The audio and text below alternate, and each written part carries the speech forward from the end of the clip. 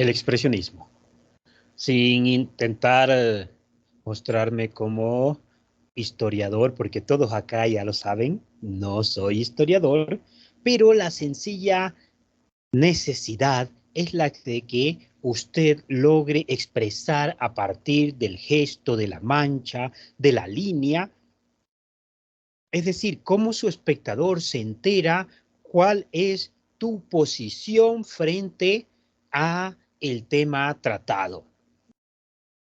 El expresionismo es este movimiento que surge en Europa en ese periodo entre guerras, si entre la Primera Guerra, ha terminado la Primera Guerra Mundial y pues al mismo tiempo ya se están preparando para una siguiente guerra. Pensar que la Primera Guerra mató 8 millones de personas y cuántos morirían en la siguiente. Sabemos muy bien que no se pudo evitar la guerra, pero los artistas todos intentaban decir, ya, llegó la hora de ponerse de pie frente a esto y rechazar lo que se está organizando.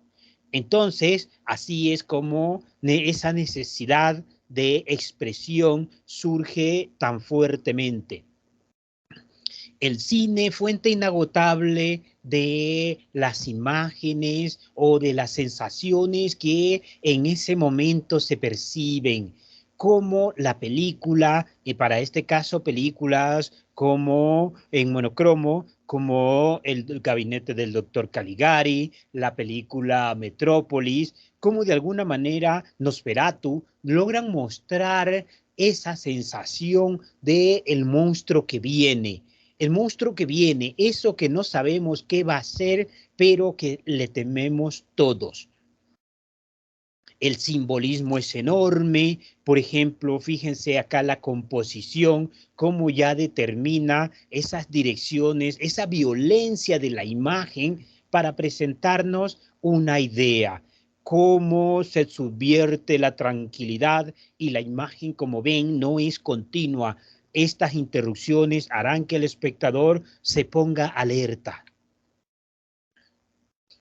El uso de la línea, como había comentado antes, se pone de manifiesto la iluminación. Si ustedes se fijan en la línea de horizonte, todos los elementos, los ritmos, tienen que ver con esta apuesta por el cambio, por la variación continua que hará que el espectador perciba más que una idea ilustrada, perciba esa sensación que intentamos decirle. Ernest Barlach va a trabajar alrededor precisamente de temas religiosos y cuando ya lo googleen van a encontrar mucha obra de este señor. Sin embargo, este mismo sujeto es capaz de presentar un tema tan cotidiano como esto. Se llama La mujer del alcalde. Pueden ustedes analizar la imagen. Esto es de 1930, 35. Entonces, pueden ver cómo la mujer que se muestra elegante, pero de pronto vemos el rostro de este cerdo, de este personaje, vemos su genitalidad. Entonces, los personajes que aparecen en segundo, tercer, cuarto plano, vemos cómo la intención se muestra desde lo simbólico. Acá tenemos a Edvard Munch. Munch lo que va a trabajar es precisamente en esa exacerbación de lo que se siente.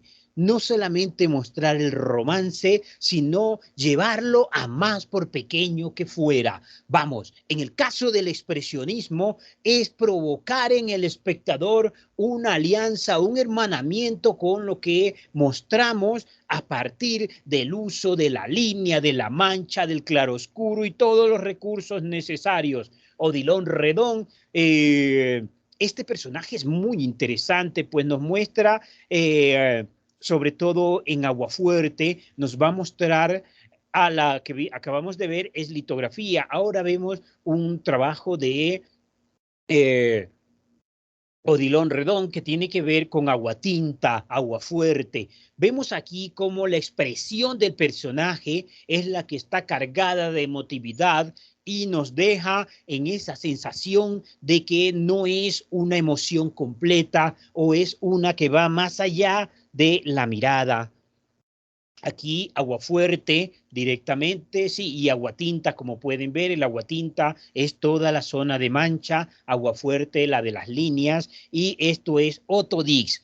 Otto Dix, alemán, este personaje es muy interesante. Cuando revisen todos sus grabados van a darse cuenta que narra una guerra, pero una guerra desde dentro de la guerra con todas sus consecuencias, con el horror de estar en medio de un bombardeo y saber que o alguien te mata a ti o tendrás que matar a alguien. Con Otto Dix es muy interesante el asunto cuando nos muestra la posibilidad de el héroe. ¿Quién es el héroe? ¿Quién es el que gana las batallas? ¿A quién le damos medallas? ¿A quién le damos medallas? Fíjense ustedes, le damos medallas a quien mató más gente. Tal vez eso es un acto que habría que revisar. Vemos aquí cómo el contraste simultáneo permite ver detalles al espectador y encontrarse con el horror precisamente de la guerra. Otto Dix nos muestra ese paraje en donde ya no sé si para mañana estaré vivo. Él en sus memorias narra que estuvo siempre metido en una trinchera tratando de no morir y de no tener que matar a nadie.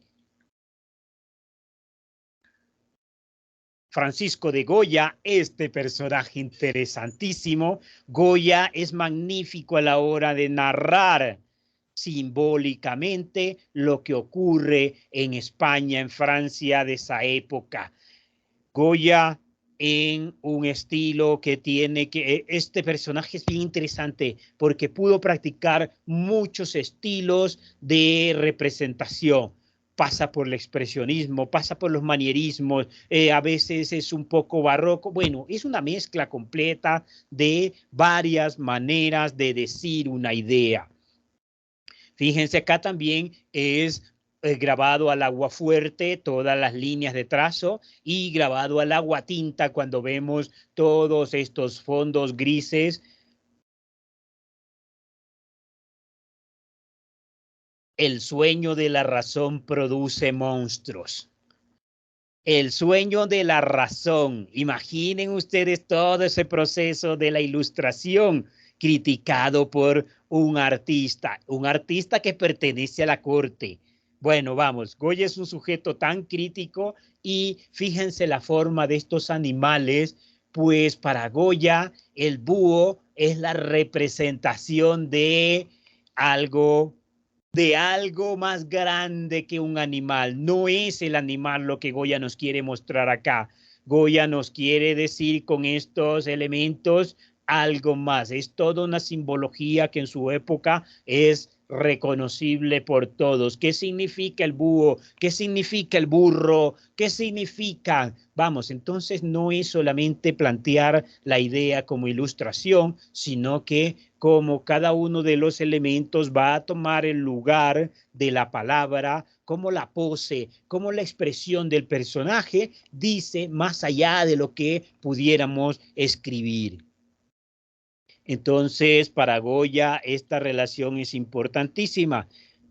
Y acá tenemos a Kay Kollwitz, esta mujer alemana judía que fue capaz de con los gráficos decir el horror de la guerra, el horror de lo que se percibe, el miedo de no saber qué ocurrirá. Entonces, ella denuncia cómo muchos sujetos van a estar en una depresión horrible, cómo ese ser humano que somos de pronto se ve golpeado, nos vemos deshumanizados de alguna manera, ¿sí?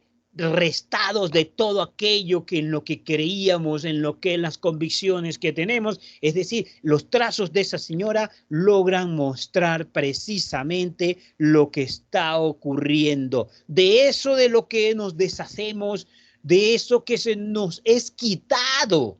Entonces, vamos, Muchas mujeres no querían ya tener hijos porque sabían que sus hijos también serían matados, robados y vejados. Por tanto, hay una situación muy dura, muy fea, y esta mujer es capaz a través del dibujo pues de decirlo, de marcarlo fuertemente, y no se trata de hacer dibujitos. Hay que buscar el modo de que tu espectador se active, se conecte con la idea, con esa sensación, con esa posición que tú tienes frente a el tema.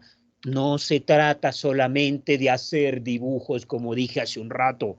No, vamos, ahora usamos la imagen para provocar en el espectador una pregunta adicional, y tiene esta que ver con todo el tema que nos interesa. Entonces, vemos cómo acá el expresionismo logra decirnos más allá de lo que retinianamente se pudiera estar presentando.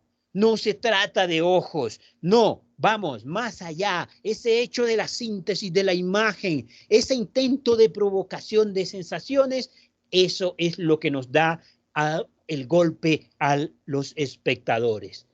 Gracias.